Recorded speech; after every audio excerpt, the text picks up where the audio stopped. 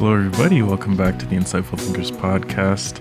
Good morning, everyone. If you're listening on the morning of release, Monday morning, welcome back for some more in-depth analysis into a diverse set of topics. Today, it's a little bit of a different one.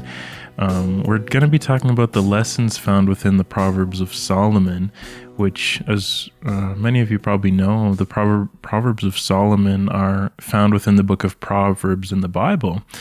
And these really, I found this to have a lot of wisdom within it, and I found that it would be interesting to discuss today.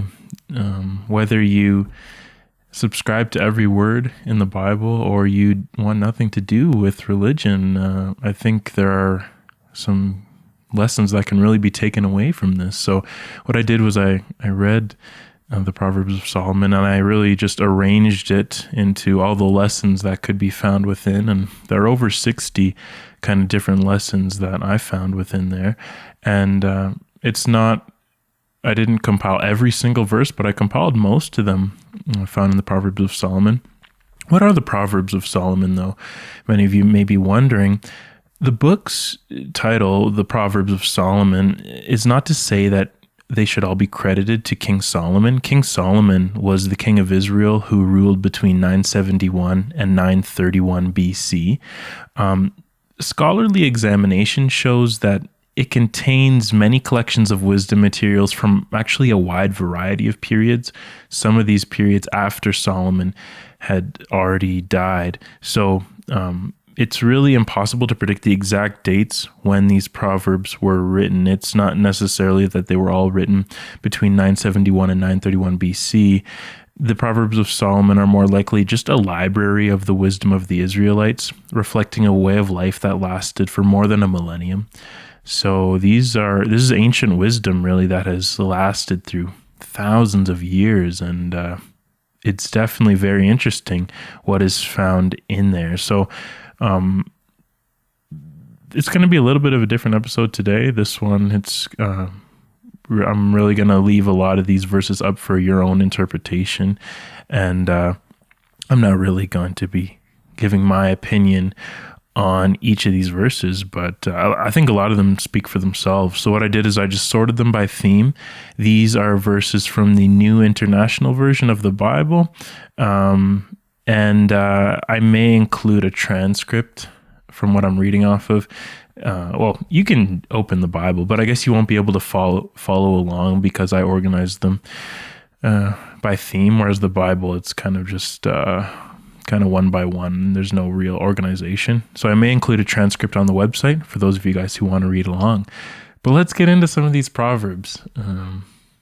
Lesson number 1. Blessings come to the righteous and destruction comes to the wicked. It says in here, the Lord does not let the righteous go hungry, but he thwarts the craving of the wicked. Blessings crown the head of the righteous, but violence overwhelms the mouth of the wicked. The wages of the righteous is life, but the earnings of the wicked are sin and death. What the wicked dread will overtake them. What the righteous desire will be granted. When the storm has swept by, the wicked are gone, but the righteous stand firm forever. The prospect of the righteous is joy, but the hopes of the wicked come to nothing. The righteous will never be uprooted, but the wicked will not remain in the land. Truly the righteous attain life, but whoever pursues evil finds death. Be sure of this, the wicked will not go unpunished, but those who are righteous will go free. The desire of the righteous ends only in good, but the hope of the wicked only in wrath. Whoever seeks good finds favor, but evil comes to one who searches for it. If the righteous receive their due on earth, how much more the ungodly and the sinner? No one can be established through wickedness, but the righteous cannot be uprooted. In the way of righteousness there is life. Along that path is immortality. The light of the righteous shines brightly, but the lamp of the wicked is snuffed out. Trouble pursues the sinner, but the righteous are rewarded with good things. The righteous eat to their heart's content, but the stomach of the wicked grows hungry. The house of the wicked will be destroyed, but the tent of the upright will flourish. Righteousness exalts a nation, but sin condemns any people. The house of the righteous contains great treasure, but the income of the wicked brings ruin. When the Lord takes pleasure in anyone's way, he causes their enemies to make peace with them. When wickedness comes, so does contempt, and with shame comes reproach. Whoever keeps commandments keeps their life, but whoever shows contempt for their ways will die. The righteous lead blameless lives. Blessed are their children after them. The righteous one takes note of the house of the wicked and brings the wicked to ruin. A whip for the horse, a bridle for the donkey, and a rod for the backs of fools. Evildoers are snared by their own sin, but the righteous shout for joy and are glad.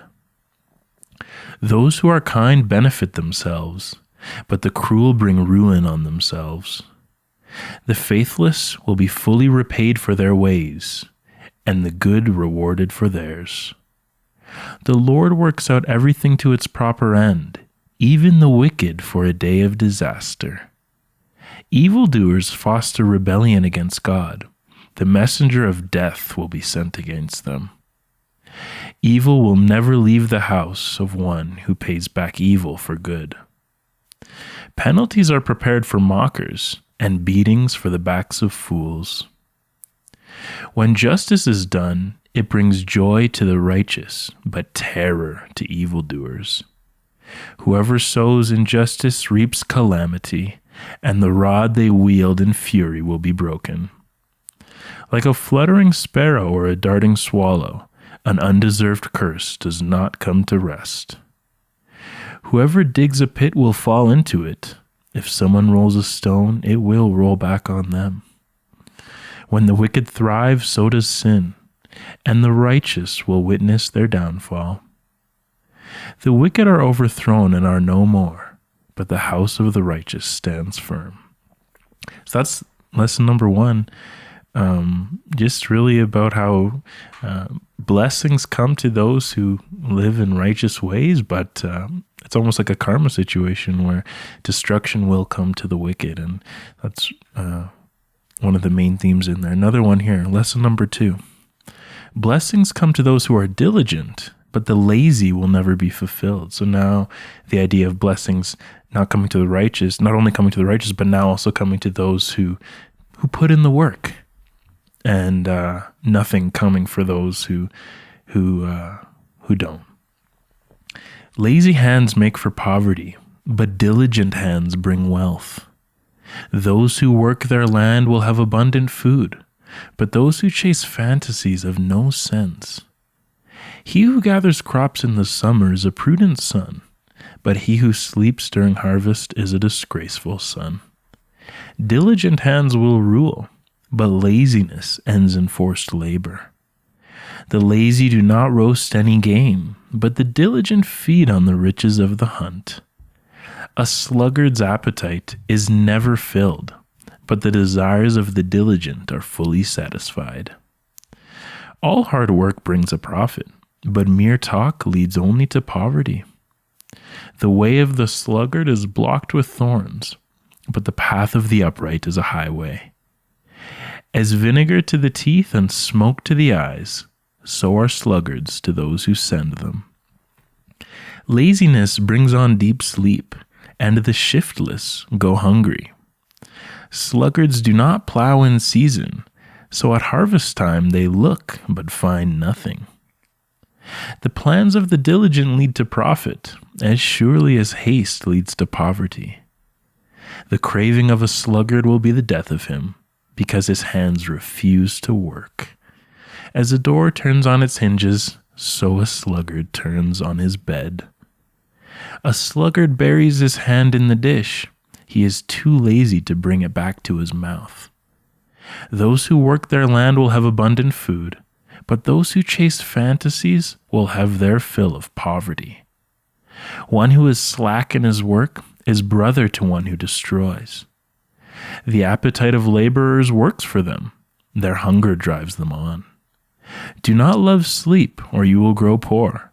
Stay awake, and you will have food to spare. The wise woman builds her house, but with her own hands the foolish one tears hers down. Very interesting comments here on contrasting the diligent versus the lazy. And that's really what it is with anything. If you stay diligent, if you keep putting in the work, blessings are going to come. It's just a matter of time. Right now, the NBA playoffs are on, and LeBron, his post-game interview, is actually just saying that. And the Lakers weren't hitting shots in their first playoff game, but he just said, "Hey, we've put in the work all year. We've always been practicing our shot, so eventually they're gonna go down." So that's kind of what it is here. It's eventually, if you keep putting in the work, no, you're not gonna. And it talks about this later. No, you might not get riches right away or things like this, but keep putting in the work and you will receive your reward. Lesson number 3. Wise children are of great value, but foolish children are a disgrace to their parents. A wise son brings joy to his father, but a foolish son brings grief to his mother. To have a fool for a child brings grief. There is no joy for the parent of a godless fool. A foolish son brings grief to his father, and bitterness to the mother who bore him. Whoever robs their father and drives out their mother is a child who brings shame and disgrace. A discerning son heeds instruction, but a companion of gluttons disgraces his father.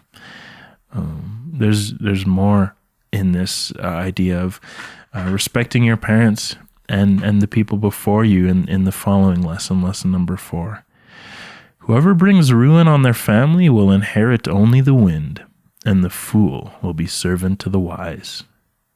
A wise son heeds his father's instruction, but a mocker does not respond to rebukes. A wise son brings joy to his father, but a foolish man despises his mother. If someone curses their father or mother, their lamp will be snuffed out in pitch darkness. Like a bird that flees its nest is anyone who flees from home. Whoever robs their father or mother and says it's not wrong is partnered to one who destroys. That's really what it's getting across. It's very destructive to not have respect for your parents and to curse your mother or to curse your father. And just as saying, if you want to bring joy to your parents, then treat them with respect. Lesson number 5. Wisdom comes easily to the prudent, but fools find nothing. A wicked person listens to deceitful lips. A liar pays attention to a destructive tongue. The simple inherit folly, but the prudent are crowned with knowledge. Why should fools have money in hand to buy wisdom when they are not able to understand it? A corrupt witness mocks at justice, and the mouth of the wicked gulps down evil. Evildoers do not understand what is right, but those who seek the Lord understand it fully. The mocker seeks wisdom and finds none, but knowledge comes easily to the discerning. This is kind of similar to the lesson with, if you stay diligent, blessings are going to come down the road. And this one is just, if you stay wise and you are prudent and you operate in kind of in good ways, then knowledge is gonna find you. And but if you do foolish things and you behave foolishly, even if you search out for wisdom, you're not gonna find anything. Lesson number 6, the Lord is a refuge for the righteous, but is the destruction of the wicked. The Lord is far from the wicked, but he hears the prayer of the righteous. The name of the Lord is a fortified tower. The righteous run to it and are safe. The way of the Lord is a refuge for the blameless, but it is the ruin of those who do evil. This is just kind of getting across the idea that in the Christian philosophy, just if you rely on the Lord, then turning to him is going to be helpful for you. But if you are operating in wicked ways, then just the name of the Lord is going to cause you fear, and the Lord is going to be far from you. And as it says here, it's the ruin of those who do evil. And this idea kind of continues in lesson number 7 of the wicked live in fear, but the righteous have courage. The sluggard says, there's a lion outside. I'll be killed in the public square. A sluggard says, there's a lion in the road, a fierce lion roaming the streets. The wicked flee, though no one pursues, but the righteous are bold as a lion. So just still the same idea of behaving righteously, peacefully, being diligent, just being good is going to give you confidence. And if you know you're not behaving in good ways, then you're going to feel fear, because almost as if that karma is going to strike you. Lesson number 8, the righteous are respected, but the wicked are looked upon with contempt and are feared. The name of the righteous is used in blessings, but the name of the wicked will rot. When the righteous prosper, the city rejoices. When the wicked perish, there are shouts of joy. Through the blessing of the upright, a city is exalted, but by the mouth of the wicked it is destroyed. The Lord detests those whose hearts are perverse, but he delights in those whose ways are blameless. A person is praised according to their prudence, and one with a warped mind is despised.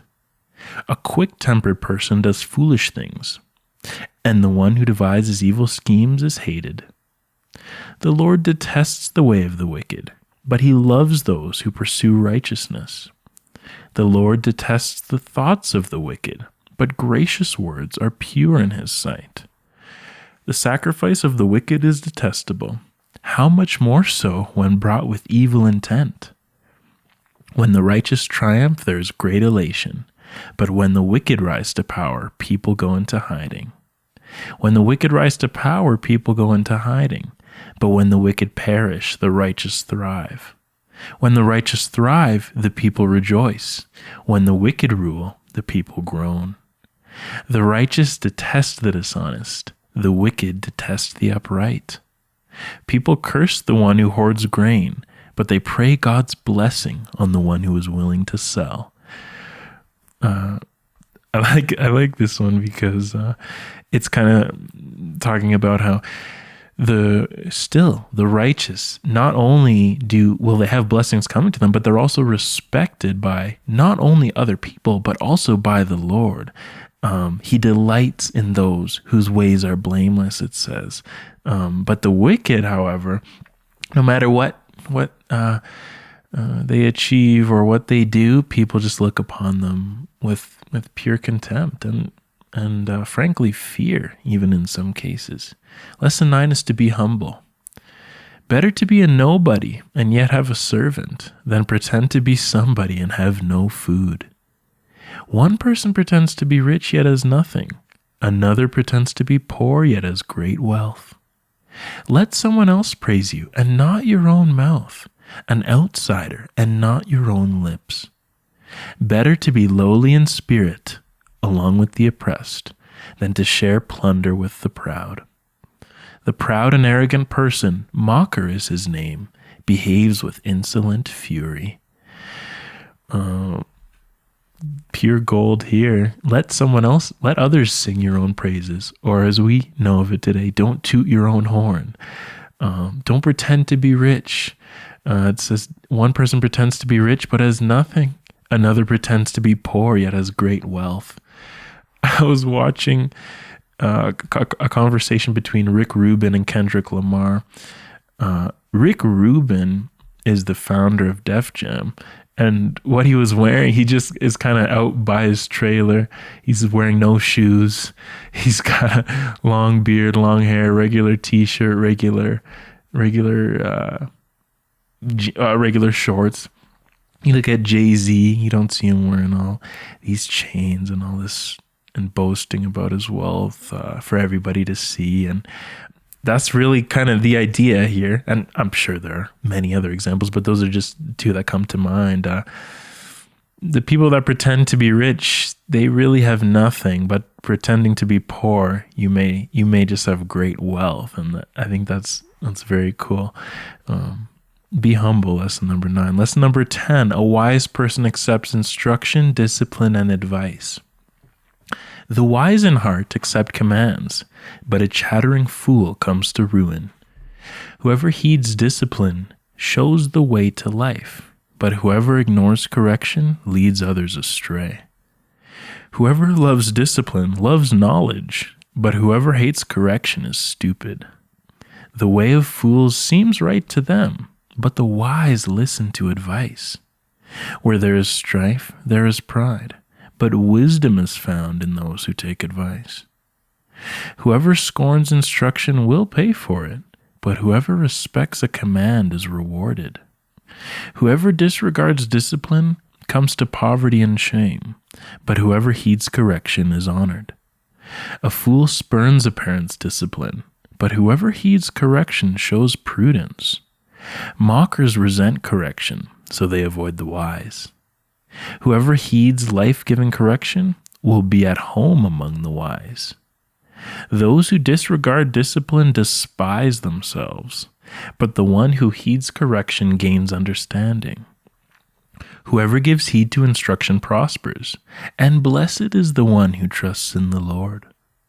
Listen to advice and accept discipline, and at the end you will be counted among the wise. Flog a mocker, and the simple will learn prudence.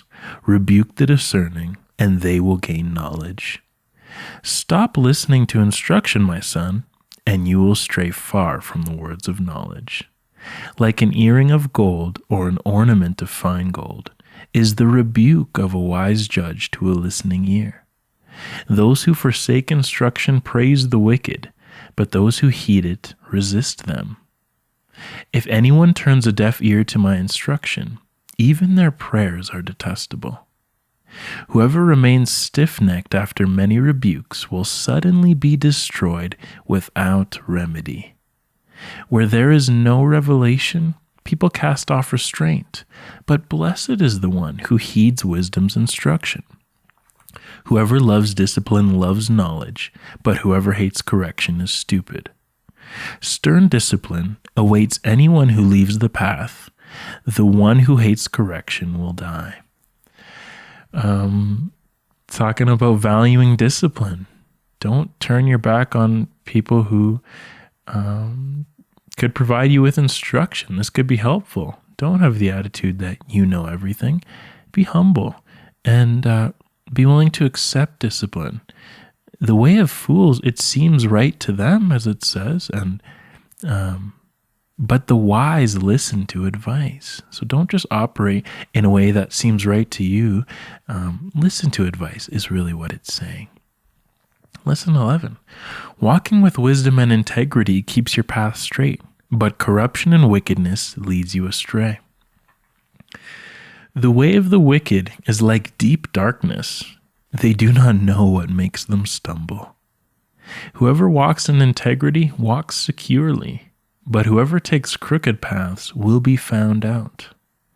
The integrity of the upright guides them, but the unfaithful are destroyed by their duplicity. The fear of the Lord adds length to life, but the years of the wicked are cut short. The righteousness of the blameless makes their paths straight, but the wicked are brought down by their own wickedness. The righteousness of the upright delivers them, but the unfaithful are trapped by evil desires. The righteous person is rescued from trouble, and it falls on the wicked instead. The wicked desire the stronghold of evildoers, but the root of the righteous endures. Evildoers are trapped by their sinful talk, and so the innocent escape trouble. No harm overtakes the righteous, but the wicked have their fill of trouble. Righteousness guards the person of integrity, but wickedness overthrows the sinner. Good judgment wins favor, but the way of the unfaithful leads to their destruction. Do not those who plot evil go astray? But those who plan what is good find love and faithfulness. When calamity comes, the wicked are brought down, but even in death, the righteous seek refuge in God. All the days of the oppressed are wretched, but the cheerful heart has a continual feast. The path of life leads upward for the prudent, to keep them from going down to the realm of the dead. Through love and faithfulness, sin is atoned for. Through the fear of the Lord, evil is avoided. The highway of the upright avoids evil. Those who guard their ways preserve their lives. Whoever strays from the path of prudence comes to rest in the company of the dead. One who is wise can go up against the city of the mighty and pull down the stronghold in which they trust. In the paths of the wicked are snares and pitfalls, but those who would preserve their life stay far from them. The one whose walk is blameless is kept safe, but the one whose ways are perverse will fall into the pit. So here it's just talking about operating, again, in a righteous way. And not only will blessings come to you at the end, but your path towards that is going to be like a highway. It's going to be smooth. It says the way of the wicked is like a deep darkness because they don't even know what makes them stumble. And when you're going about life in evil ways and doing evil schemes, you constantly are stumbling. You're constantly falling. There are snares. There are pitfalls. It's such a winding, difficult road, and you don't even know why all these things are happening to you. Is kind of what it's getting across. But if the righteous, their path will be straight towards their blessings that come at the end that we talked about in the first lesson. Lesson number 12, the wise, speak words of knowledge, but the speech of fools is worthless. The mouth of the righteous is a fountain of life, but the mouth of the wicked conceals violence.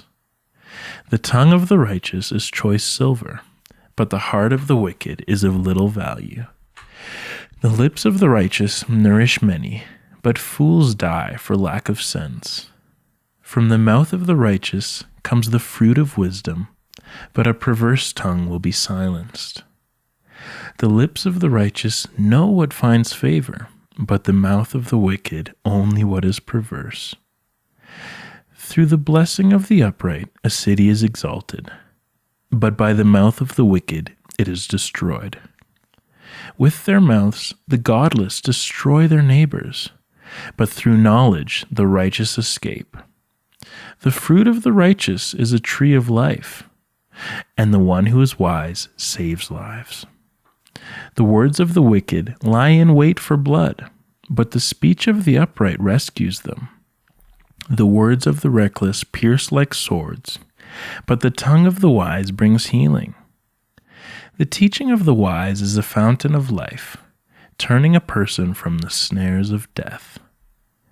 A fool's mouth lashes out with pride, but the lips of the wise protect them. Stay away from a fool, for you will not find knowledge on their lips. The tongue of the wise adorns knowledge, but the mouth of the fool gushes folly. The lips of the wise spread knowledge, but the hearts of fools are not upright. Like the useless legs of one who is lame is a proverb in the mouth of a fool. Eloquent lips are unsuited to a godless fool. How much worse lying lips to a ruler? Better the poor whose walk is blameless than a fool whose lips are perverse. The heart of the wise makes their mouths prudent, and their lips promote instruction. From the fruit of their mouth a person's stomach is filled. With the harvest of their lips they are satisfied. Like a coating of silver dross on earthenware are fervent lips with an evil heart. Enemies disguise themselves with their lips, but in their hearts they harbor deceit. Though their speech is charming, do not believe them, for 7 abominations fill their hearts. Their malice may be concealed by deception, but their wickedness will be exposed in the assembly. Deceit is in the hearts of those who plot evil, but those who promote peace have joy. Those who guard their lips preserve their lives, but those who speak rashly will come to ruin. The tongue of the wise adorns knowledge, but the mouth of the fool gushes folly. The heart of the righteous weighs its answers, but the mouth of the wicked gushes evil. Those whose heart is corrupt, one whose heart is corrupt does not prosper. One whose tongue is perverse falls into trouble. Those who guard their mouths and their tongues keep themselves from calamity. One who loves a pure heart and who speaks with grace will have the king for a friend. The eyes of the Lord keep watch over knowledge, but he frustrates the words of the unfaithful. Like a north wind that brings unexpected rain is a sly tongue which provokes a horrified look. A lying tongue hates those it hurts, and a flattering mouth works ruin. Do you see someone who speaks in haste? There's more hope for a fool than for them. Gracious words are a honeycomb, sweet to the soul and healing to the bones. Talking about words of knowledge versus foolish words, and how words of knowledge don't come from foolish people. They come from those same people who live a righteous life. Lesson number 13. Do not gossip. A perverse person stirs up conflict, and a gossip separates close friends. The words of a gossip are like choice morsels. They go down to the inmost parts. A gossip betrays a confidence, so anyone who talks too much, avoid them. Without wood, a fire goes out. Without gossip, a quarrel dies down. Whoever conceals hatred with lying lips and spreads slander is a fool. A gossip betrays a confidence, but a trustworthy person keeps a secret. Whoever derides their neighbor has no sense, but the one who has understanding holds their tongue. Lesson 14. Love has great value. Hatred stirs up conflict, but love covers all wrongs. Whoever would foster love covers an offense, but whoever repeats the matter separates close friends. Love and faithfulness keep a king safe. Through love, his throne is made secure. Whoever pursues righteousness and love finds life, prosperity, and honor. An interesting thing is that a lot of the sayings that we say today actually come from the Proverbs of Solomon.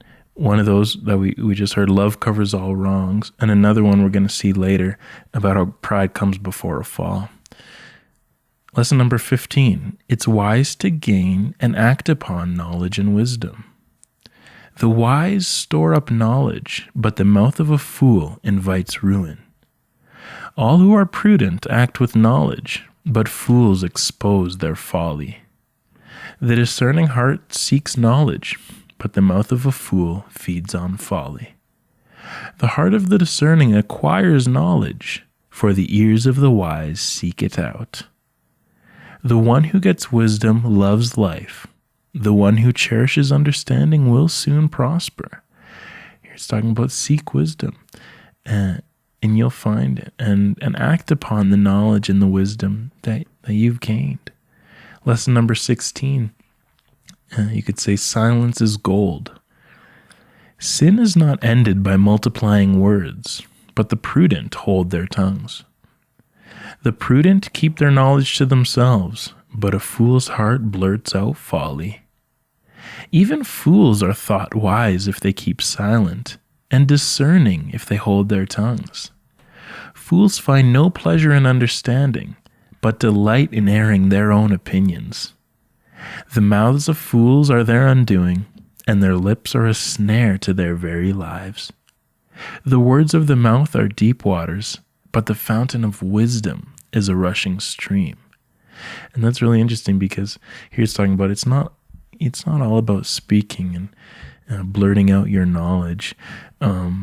Even fools are thought to be wise as if they just keep silent, and they're thought to be discerning if they hold their tongue. So don't be a know-it-all. Don't blurt out everything you know. Keep silent, and silence is gold. Lesson 17. Unjust and wicked schemes seem profitable, but are of no value in the end. Ill-gotten treasures have no lasting value, but righteousness delivers from death. A fool finds pleasure in wicked schemes, but a person of understanding delights in wisdom. A bribe is seen as a charm by the one who gives it. They think success will come at every turn. Food gained by fraud tastes sweet, but one ends up with a mouthful of gravel. A fortune made by a lying tongue is a fleeting vapor and a deadly snake. Whoever increases wealth by taking interest or profit from the poor amasses it for another who will be kind to the poor. A tyrannical ruler practices extortion, but one who hates ill-gotten treasures will gain a long reign. So here it's just saying the means do matter. The means by which you acquire your wealth do in fact matter. We just had our episode on Machiavelli where he's really talking about by any means necessary, and it's totally opposite from that. And we talked about how this is why the orthodoxy went against Machiavelli, because he's saying things that are directly opposed to what's found in the Bible. Both of these ideas maybe can be applied in different situations, possibly. I like this one because it's just talking about it tastes sweet when it may taste sweet when you trick people to acquire your own wealth and for your own good and to build yourself up, and you hold your money from the poor and you just build yourself up. It may feel good, but it does. One only ends up with a mouthful of gravel. So the means, it's just saying maybe be weary of the means that you take to acquire your wealth. And lesson 18 is also be fair too. The Lord detests dishonest scales, but an accurate weight finds favor with him. Honest scales and balances belong to the Lord. All the weights in the bag are of his making. Acquitting the guilty and condemning the innocent, the Lord detests them both. If imposing a fine on the innocent is not good, surely to flog honest officials is not right. It is not good to be partial to the wicked, and so deprive the innocent of justice. Differing weights and differing measures, the Lord detests them both. The Lord detests differing weights, and dishonest scales do not please him. One who oppresses the poor to increase his wealth, and one who gives gifts to the rich, both will come to poverty. If a king judges the poor with fairness, his throne will be established forever. I think this really applies to what happens in politics and how the rich benefit and the poor get nothing. It's saying in here, don't acquit the guilty and condemn the innocent. Acquitting the guilty you see happen where if you are rich, you can gain great favor in the justice system, and a lot of guilty people are acquitted, but the innocent are condemned. It says the Lord detests them both. Don't be partial to the wicked and deprive the innocent of justice. It's saying be fair. And I think that's a really important lesson that I'll call out the political system in the United States could definitely use. Lesson 19. This is the pride comes before a fall, but humility comes before honor and wisdom. When pride comes, then comes disgrace, but with humility comes wisdom. The Lord tears down the house of the proud, but he sets the widow's boundary stones in place. Wisdom's instruction is fear to the Lord, and humility comes before honor. The Lord detests all the proud of heart. Be sure of this, they will not go unpunished. Pride goes before destruction, a haughty spirit before a fall. Before a downfall, the heart is haughty. Before humility comes honor. But humility comes before honor. Haughty eyes and a proud heart, the unplowed field of the wicked produce sin. Humility is the fear of the Lord. Its wages are riches and honor and life. Do you see a person wise in their own eyes? There's more hope for a fool than for them. Pride brings a person low, but the lowly in spirit gain honor.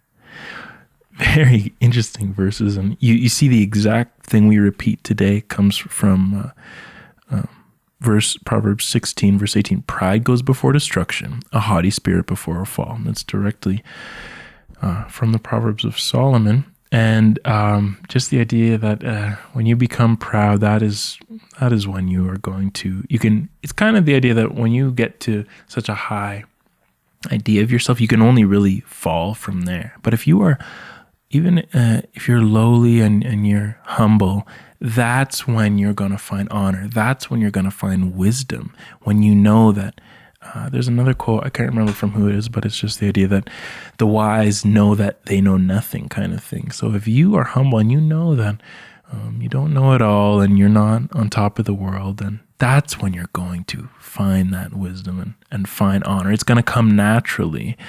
And then that's very interesting. Don't go thinking that you are kind of above everybody else. Go into situations thinking that behaving in a humble manner, and then naturally you will find a higher position, or you will find, at least for yourself, honor and wisdom. Lesson 20 is, wealth holds no value compared to righteousness, integrity, and wisdom. Wealth is worthless in the day of wrath, but righteousness delivers from death. A kind-hearted woman gains honor, but ruthless men gain only wealth. A wicked person earns deceptive wages, but the one who sows righteousness reaps a sure reward. Those who trust in their riches will fall, but the righteous will thrive like a green leaf. Better a little with fear of the Lord than great wealth with turmoil. Better a small serving of vegetables with love than a fattened calf with hatred. Better a little with righteousness than much gain with injustice. To do what is right and just is more acceptable to the Lord than sacrifice. Better the poor whose walk is blameless than the rich whose ways are perverse. A good name is more desirable than great riches. To be esteemed is better than silver and gold. How much better to get wisdom than gold, to get insight rather than silver. This brings to mind knowledge is power.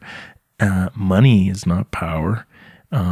Money and things that you can buy with money may make you happy in certain circumstances. And it seems that so many people know this, yet in our society, we all still seek to chase wealth. But here it's saying wealth holds absolutely no value compared to actual righteousness, integrity, and wisdom. The idea that being a good person is always going to be more than the bad person who even has the whole world at his hands. I'm looking for a verse here. Better a little with fear of the Lord than great wealth with turmoil, or even so, better a little with righteousness than much gain with injustice. So, just the idea that money isn't everything. What matters more, still that overarching theme of righteousness matters more, and be humble, and character is more than material things. Kind of similar to what we were talking about too, how it says a wicked person earns deceptive wages, but the one who sows righteousness reaps a sure reward. So the means by which you accumulate wealth do matter. And if you do it in a wicked way, your wages are deceptive. You may have a higher wage than the righteous one, but the one who sows righteousness actually reaps a sure reward. And righteousness is talked about as more sure and more secure than riches, because it says, I'm looking for it here where it says, if you trust in your wealth, it's not gonna serve you anything, because wealth will crumble and it's very futile. But righteousness will give you a sure reward. Lesson number 21, kind of continuing with kind of being humble a little bit and not thinking you know it all, is don't believe that you can completely map out your life's path. Hopes placed in mortals die with them, and the promise of their power comes to nothing. There is a way that appears to be right, but in the end it leads to death. To humans belong the plans of the heart, but from the Lord comes the proper answer of the tongue. All a person's ways seem pure to them, but motives are weighed by the Lord. Commit to the Lord in whatever you do, and He will establish your plans. In their hearts, humans plan their course, but the Lord establishes their steps. Many are the plans in a person's heart, but it is the Lord's purpose that prevails. A person's steps are directed by the Lord. How then can anyone understand their own way? A person may think their own ways are right, but the Lord weighs the heart. There is no wisdom, no insight, no plan that can succeed against the Lord. The horse is made ready for the day of battle, but victory rests with the Lord. Like a broken tooth or a lame foot is reliance on the unfaithful in times of trouble. Those who trust in themselves are fools, but those who walk in wisdom are kept safe. The greedy stir up conflict, but those who trust in the Lord will prosper. Do not boast about tomorrow, for you do not know what a day may bring. And this exactly is don't count your chickens before they hatch. Don't think as well that you can mastermind your steps. Maybe it could serve you to, in some people's cases, rely on the Lord or just rely on wisdom rather than trying to totally map out your whole life's plan. In their hearts, humans plan their course, but the Lord establishes their steps is kind of really the philosophy here. Lesson 22, it's better to remain calm and to show self-control than to start a quarrel. Whoever derides their neighbor has no sense, and the one who has understanding holds their tongue. Fools show their annoyance at once, but the prudent overlook an insult. A gentle answer turns away wrath, but a harsh word stirs up anger. Starting a quarrel is like breaching a dam, so drop the matter before a dispute breaks out. An unfriendly person pursues selfish ends, and against all sound judgment starts quarrels. It is to one's honor to avoid strife, but every fool is quick to quarrel. Drive out the mocker, and out goes strife. Quarrels and insults are ended. As charcoal to embers, and as wood to fire, so is a quarrelsome person for kindling strife. Mockers stir up a city, but the wise turn away anger. Fools give full vent to their rage, but the wise bring calm in the end. Better a dry crust with peace and quiet than a house full of feasting with strife. Whoever is patient has great understanding, but one who is quick-tempered displays folly. A hot-tempered person stirs up conflict, but the one who is patient calms a quarrel. Better a patient person than a warrior, one with self-control than one who takes a city. The one who has knowledge uses words with restraint, and whoever has understanding is even-tempered. A person's wisdom yields patience. It is to one's glory to overlook an offense. An angry person stirs up conflict, and a hot-tempered person commits many sins. It's talking about be patient. It even says overlook an insult, because it's not going to get you anywhere to stir up conflict and to stir up strife and quarrels. And it says a quarrel is like breaching a dam. So just drop the matter before an entire dispute breaks out. Be peaceful. It's okay if your feelings get hurt. Don't go and create a whole dispute about it. And it even says to overlook an insult. And this is the idea that maybe applies better in some situations than others. It's the turn the other cheek philosophy, kind of, that Jesus talked about.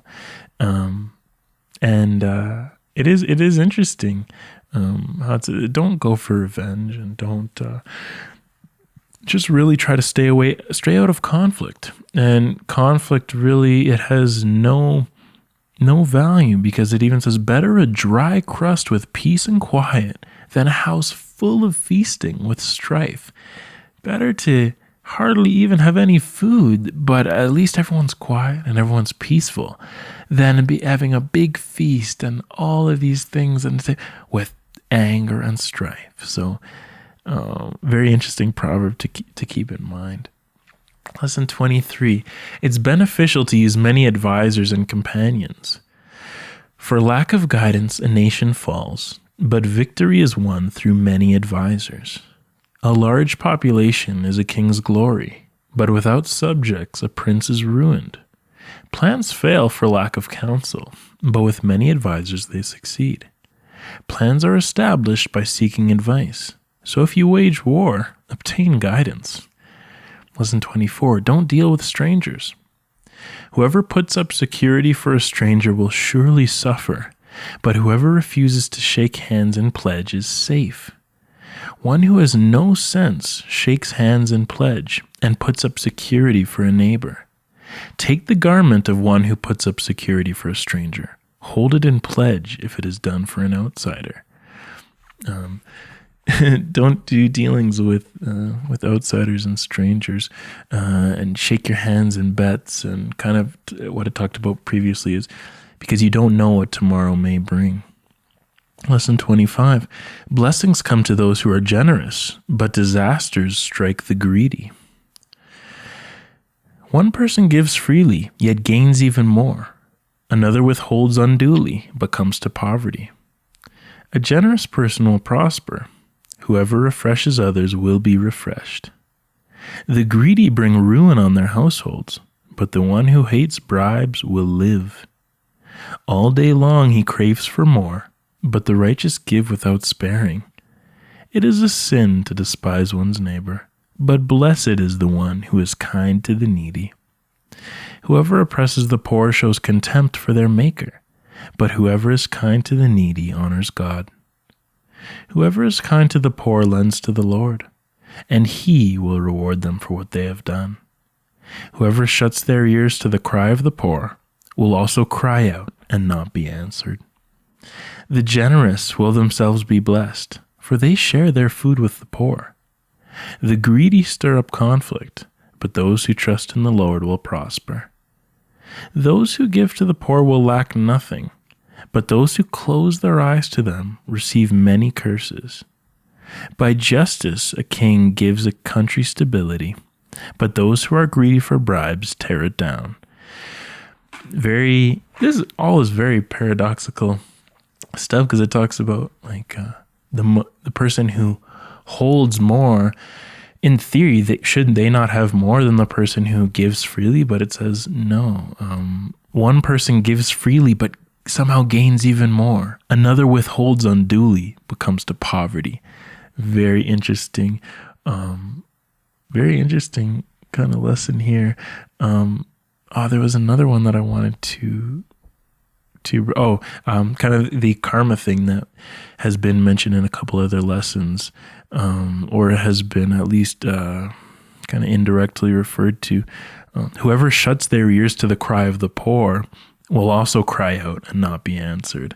So when you are on top and when you have it all, maybe it's not a good idea to hold it all for yourself, because when tough times come on you, maybe you'll cry out and you won't be answered either. Lesson number 26. A wife of noble character is a gem, but a quarrelsome wife is a man's downfall. A wife of noble character is her husband's crown, but a disgraceful wife is like decay in his bones. Houses and wealth are inherited from parents, but a prudent wife is from the Lord. Better to live on the corner of the roof than to share a house with a quarrelsome wife. Better to live in a desert than with a quarrelsome and nagging wife. A quarrelsome wife is like the dripping of a leaky roof in a rainstorm. Restraining her is like restraining the wind or grasping oil with the hand. And some of these, obviously, we have to accept that they're a little bit dated, because it talks about how a quarrelsome wife is a man's downfall, but it doesn't talk about how a quarrelsome husband is a wife's downfall. And please bear with the times here, because this was written over 2,000 years ago, and has at least been used since before Christ, years and years before Christ. So obviously that's just the way it was. The women were secondary to men, but still an interesting lesson. It's better it's better to live on the corner of a roof, it says, than to share a house with a quarrelsome wife. And let's modernize that a little. Better to live on a corner of the roof than to share a house with a quarrelsome partner, you could say. So choose your partner wisely. And even if your house is huge and you've got all the riches, make sure that your partner is not stirring up anger. Lesson 27 is to be an honest witness. An honest witness tells the truth, but a false witness tells lies. An honest witness does not deceive, but a false witness pours out lies. A truthful witness saves lives, but a false witness is deceitful. A false witness will not go unpunished, and whoever pours out lies will perish. A false witness will perish, but a careful listener will testify successfully. And again, a little bit dated. There aren't as many. This maybe isn't as applicable to everybody, and maybe they relied on witnesses a lot more thousands of years ago. Now we have cameras, we have a lot of other means to find the truth, but just the general proverb of honesty, I think, still holds true there. Lesson 28, tell the truth and do not be deceitful. Continuing with this, being truthful. Like a club or a sword or a sharp arrow is the one who gives false testimony against a neighbor. The Lord detests lying lips, but he delights in people who are trustworthy.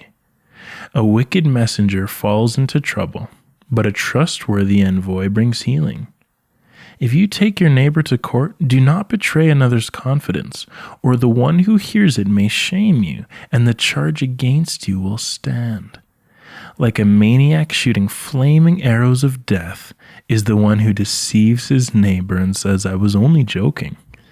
Kings take pleasure in honest lips.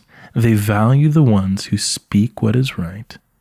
Like clouds and wind without rain is the one who boasts of gifts never given.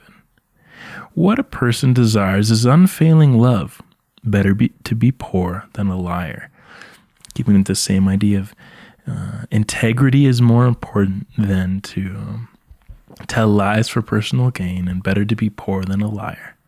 Lesson 29, a heart at peace is refreshing to the soul, but a broken one weighs you down. Anxiety weighs down the heart, but a kind word cheers it up. A heart at peace gives life to the body, but envy rots the bones. A happy heart makes the face cheerful, but heartache crushes the spirit. A cheerful heart is good medicine, but a crushed spirit dries up the bones. The human spirit can endure in sickness, but a crushed spirit who can bear? The human spirit is the lamp of the Lord that sheds light on one's inmost being. For whoever has had a broken heart, you know that it is worse than sickness. Even the human spirit can endure sickness, but a crushed spirit who can bear? When your spirit is crushed and your heart is broken, it's very difficult to deal with. And it even says anxiety weighs down on the heart, but a kind word cheers it up. So stay positive. And maybe that will just help you, because heartache, it says, crushes the spirit, but a cheerful heart is good medicine. That's very interesting, because even today we are finding kind of the brain-body connection. And if you are healthy and you have a healthy body and you have healthy thoughts, it is like a good medicine. You get sick less, and there are a whole host of medical benefits that come from just thinking positively. So stay cheerful, keep your spirit cheerful, because a cheerful heart is a good medicine. Lesson 30, choose your friends and companions wisely. The righteous choose their friends carefully, but the way of the wicked leads them astray. Walk with the wise and become wise, for a companion of fools suffers harm. Remove wicked officials from the king's presence, and his throne will be established through righteousness. Sending a message by the hands of a fool is like cutting off one's feet or drinking poison.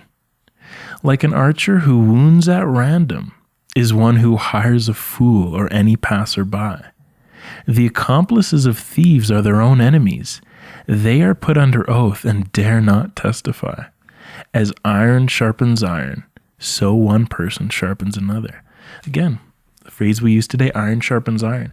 Choose your companions wisely in a lot of ways, because the accomplices of thieves, when they need to testify, they won't even say a word, and they won't speak up for their friend who is also a thief.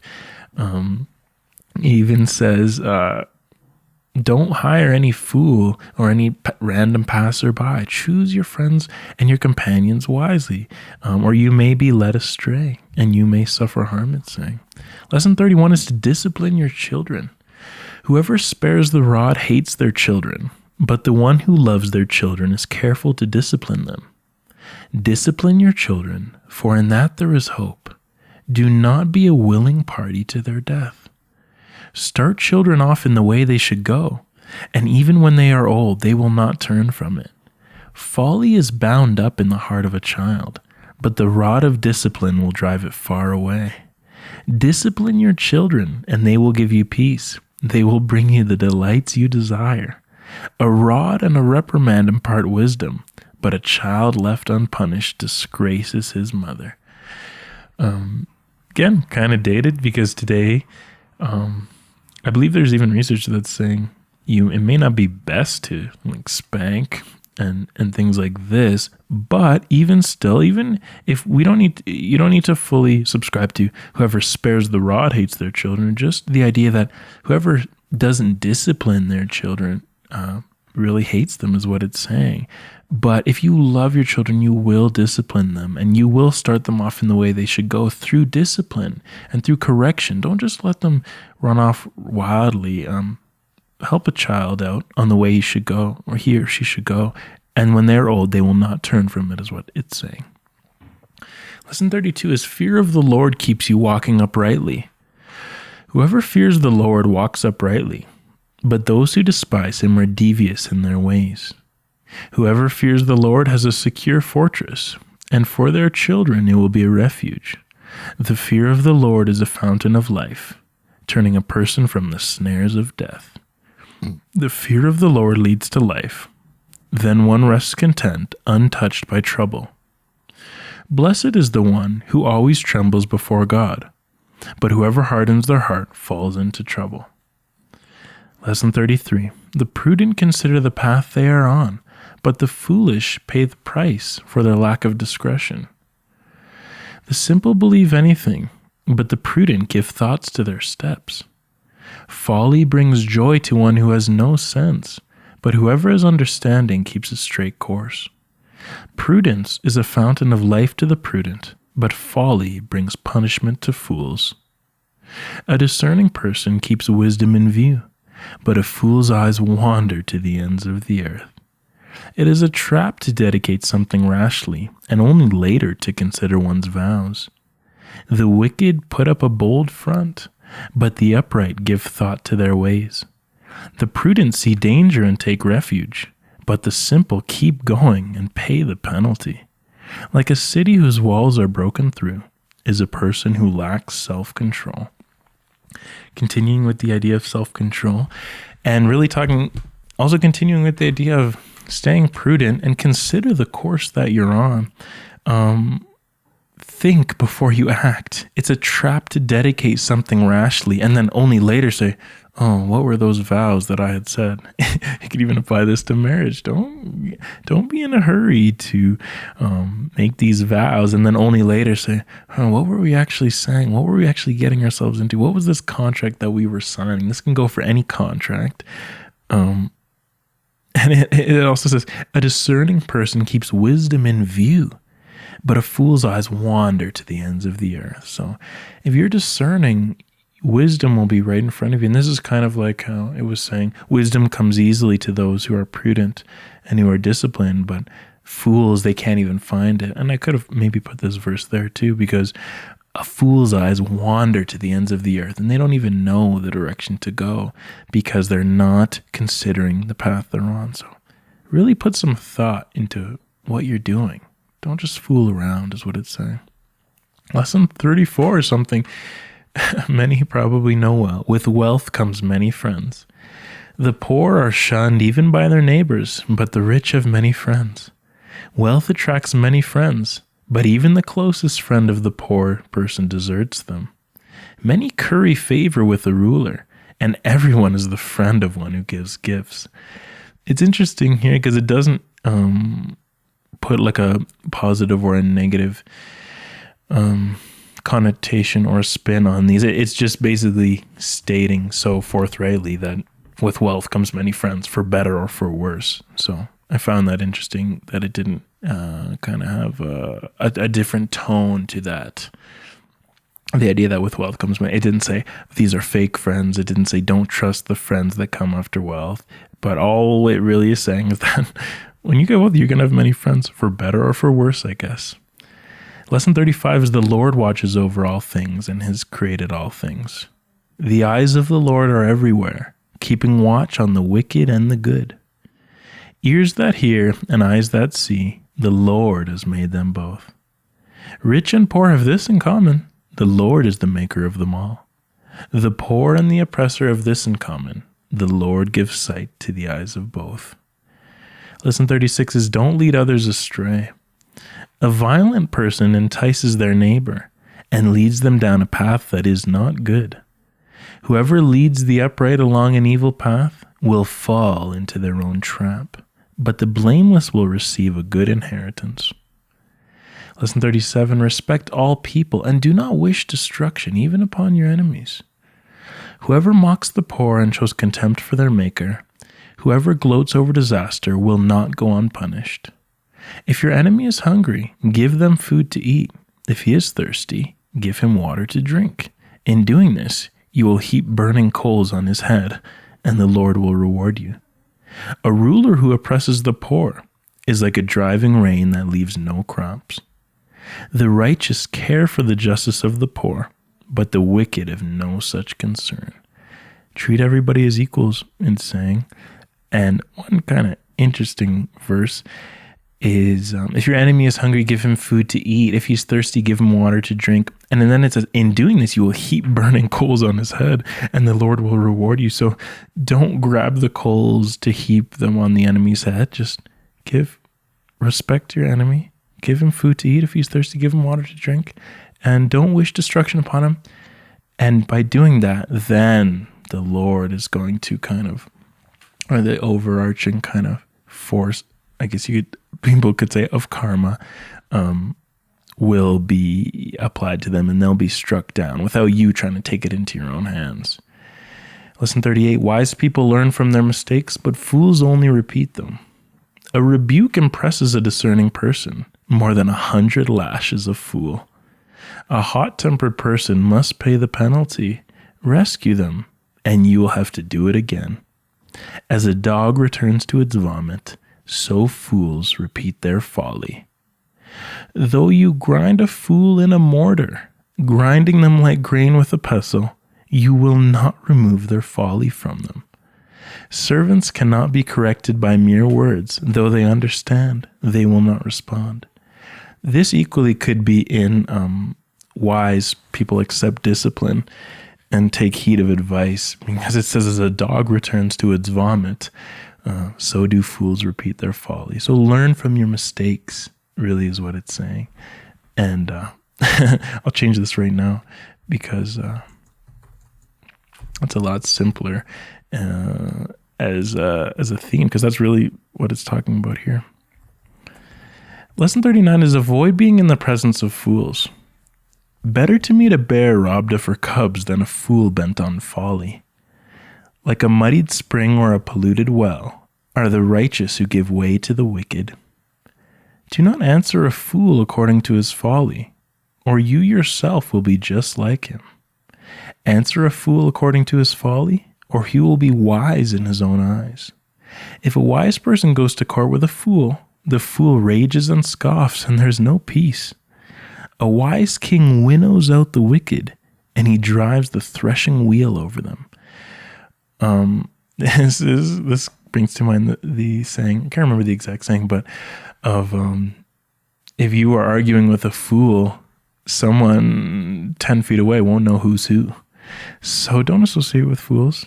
They're not going to learn from their mistakes. If you answer a fool according to his folly, you yourself will be just like him. And this is kind of similar to choose your companions wisely a little bit. Lesson 40 is listen before speaking. And the next lessons are a few to go here. And these ones are all really only have like one or two verses or just a couple verses for the lesson. Lesson 40, listen before speaking. To answer before listening, that is folly and shame. Lesson 41, don't always believe the first source you hear. In a lawsuit, the first to speak seems right until someone comes forward and cross-examines. Lesson 42, don't hurt your family. A brother wronged is more unyielding than a fortified city. Disputes are like the barred gates of a citadel. Lesson 43, don't be in a haste to acquire possessions or riches. Desire without knowledge is not good. How much more will hasty feet miss the way? An inheritance claimed too soon will not be blessed at the end. The stingy are eager to get rich and are unaware that poverty awaits them. The blessing of the Lord brings wealth without painful toil for it.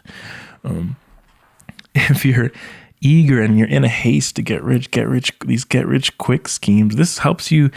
I've been approached by someone who tried to get me stuck into some foolish pyramid scheme one time too. And if I was in a haste to get rich and they were telling me all this foolishness, then maybe I just would have gone for that and believed all of her words that she was spewing to me. But don't be in a rush to attain riches. It says the blessing of the Lord brings wealth without painful toil for it. So you don't even need to go through the gauntlet or go through the ringer to get where you want to go if you operate in a righteous way. And just trust in the Lord is what it's saying. You won't even have to go through painful toil and you're going to get your blessing. But if you're eager to get rich and you're in haste to acquire things, poverty awaits you is what it's saying. You are surely going to miss the way. Lesson 44, there's no one to blame but yourself for your own foolishness. A person's own folly leads to their ruin, yet their heart rages against the Lord. There's no one to blame but yourself. Lesson 45, honor and luxury will never come for a fool. It is not fitting for a fool to live in luxury. How much worse for a slave to rule over princes? Like snow in summer or rain in harvest, honor is not fitting for a fool. Like tying a stone in a sling is the giving of honor to a fool. Lesson 46, correction is more valuable than flattery. Whoever rebukes a person will in the end gain favor, rather than one who has a flattering tongue. Those who flatter their neighbors are spreading nets to their feet. A servant pampered from youth will turn out to be insolent. Better is open rebuke than hidden love. Lesson 47, being led astray under the influence of alcohol is not wise. Wine is a mocker and beer is a brawler. Whoever is led astray by them is not wise. Lesson 48, loyalty is rare. Many claim to have unfailing love, but a faithful person who can find? A true friend sticks with you through adversity. This is lesson 49. One who has unreliable friends soon comes to ruin, but there is a friend who sticks closer than a brother. Lesson 50, nobody is perfect. Who can say, I have kept my heart pure, I am clean and without sin? Lesson 51, knowledgeable speech is a rare jewel. Gold there is, and rubies in abundance, but lips that speak knowledge are a rare jewel. This is kind of with that same theme of, it's not all about riches and money and glory and wealth and power and fame. It's about your integrity and your personal character and what you speak and the gentle tongue that you speak with rather than a harsh tongue and things like this. Lesson 51, 52, leave your vengeance to the Lord. Don't say, I'll pay you back for this wrong. Wait for the Lord, and he will avenge you. This is similar to bless your enemies, don't curse your enemies, don't wish destruction upon them. That will be the way to heap burning coals on their head, however harshly it is said. But don't wish destruction on your enemies is kind of what it's saying. Lesson 53, don't fall in love with pleasure either. Whoever loves pleasure will become poor. Whoever loves wine and olive oil will never be rich. Lesson 54, be smart with your possessions and save them up. Be sure you know the condition of your flocks. Give careful attention to your herds, for riches do not endure forever, and a crown is not secure for all generations. The wise store up choice food and olive oil, but fools gulp theirs down. You could say in current times, invest your money. Don't just blow it all. And be weary of kind of, don't overvalue your possessions, but understand that they won't last forever. So take care of what you have, it's saying. Lesson 55, too much of a good thing is a bad thing. Another thing we know today in speech. If you find honey, eat just enough. Too much of it and you will vomit. It is not good to eat too much honey, nor is it honorable to search out matters that are too deep. I wasn't really able to interpret, nor is it honorable to search out matters that are too deep. The way I interpret it is, it's not good to eat too much honey, nor is it honorable to search out matters that are too deep. This kind of reminds me of the verse that I was talking about, how a fool's eyes wander to the ends of the earth, but the wise, their eyes stay straight. Don't go with all this kind of esoteric, total weird thinking and thinking all these plots and all these things and searching out for everything and to own everything and to accumulate all sorts of stuff. Just take your fair share and keep moving along. Don't search out matters that are too deep and try to create some master plans, because too much thought into that is going to be a bad thing.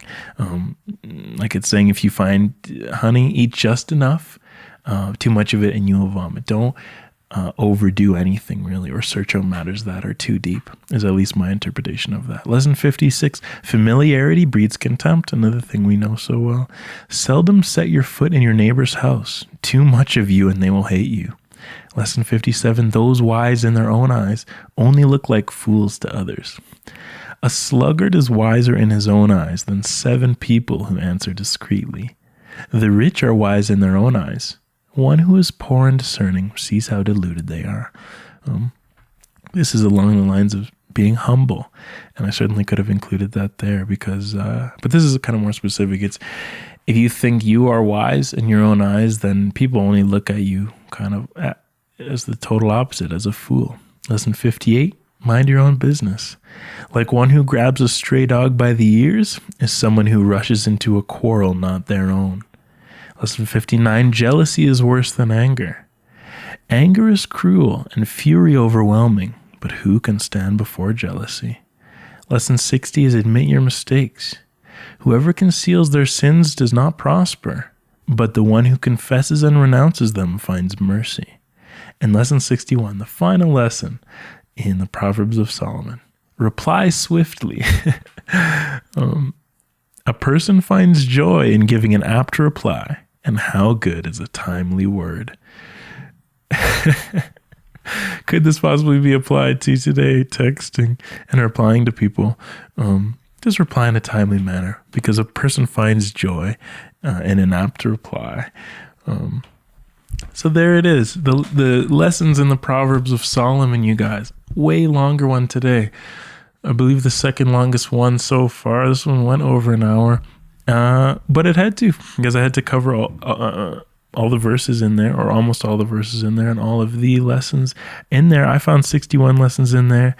And again, kind of as I mentioned, whether you want anything to do with the Bible or not, or religion or not, don't even worry about that. Just take these lessons for what they are and see if you can apply them to your life. Because I think these can be very valuable for everyone. And it's just an incredible commentary and wise words that were not just written by one guy, contrary to what, as I mentioned, could be thought because it's called the Proverbs of Solomon. This is ancient wisdom that has been passed down for generations. So kind of like what it's saying within the Proverbs of Solomon, the wise people take heed of instruction and discipline and knowledge and wisdom, and they accept those words. They don't turn their backs on it. So hopefully this provided you guys with something. It's nothing new. It's nothing. It's not like a new novel analysis that I'm doing today. You can open the Bible and you can find it right there. Similarly, you can open a whole lot of other texts and find a lot of wisdom there. I'm not saying this is the only place you can find wisdom, but I find that this is at least the Proverbs of Solomon are an incredible place for sure for wisdom. Guys, thank you for listening in. 1 hour, 24 minutes in. You guys are the true followers right now of the podcast, and we're building a good audience. We're having good conversations with each other. Let's continue that. No two are going to be like, I say that all the time, diverse set of topics. And if you do like this, if you're a new listener, know that this is not what all the episodes are like. This one was a little more rote and a little more just simply reading, but I found that I was very interested in kind of breaking down all the lessons that were within there. But if you do like in-depth analysis into a diverse set of topics, please share this episode with someone who would be interested in this and would find the Proverbs of Solomon interesting. Please subscribe as well on whatever platform you're listening on. If it's Apple Podcasts, Spotify, or if you're on YouTube, you can subscribe on there. And please leave a star rating or a review on Apple Podcasts and a like or a dislike on YouTube. And you can also share your own ideas from the Connect page on the website, on YouTube, or on Instagram at Insightful Thinkers Media, or Twitter at Team ITM. You can also check out the poems and the articles on the website. And as I mentioned, the supplementary materials and the transcript that I used for this episode, I might include it on the website too. So you can check that out there, insightfulthinkersmedia.com. And if you want to join the monthly ITP video conference call, or simply support the podcast, you can do that on Patreon. That's where we analyze together. And it's not just me talking into a camera, but it's all of us analyzing whatever. Could be movies, could be books that we all read. It's kind of like our little club where we analyze and talk about things together. So if you want to join that, you can support the podcast on Patreon, you guys. But whatever you do to support, listening and watching is always plenty. Thank you guys for that. Thank you guys for sticking with me over an hour. Next episode, I promise, will be a little bit shorter. But thank you guys for tuning into the Insightful Thinkers podcast. We'll be back next Monday morning, as always, for more in-depth analysis into a diverse set of topics. Take care, everybody.